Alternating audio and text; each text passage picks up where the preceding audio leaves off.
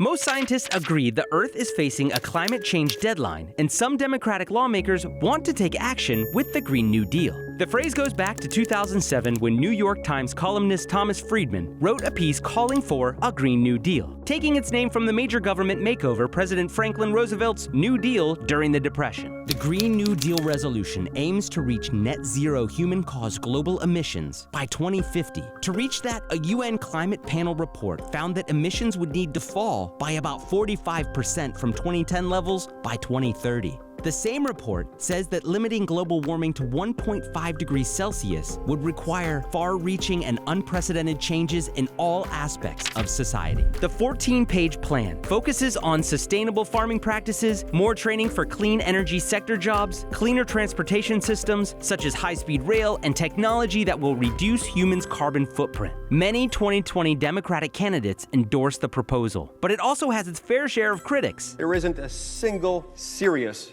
idea here. Not one. Senate Republicans have called the measure expensive and impossible to afford. And though the Green New Deal lays out a plan for what the future could look like, there isn't a clear roadmap on how to actually pay for it. Hey, thanks for watching. If you like this video, check out these other videos from USA Today to stay up to date with all the latest news.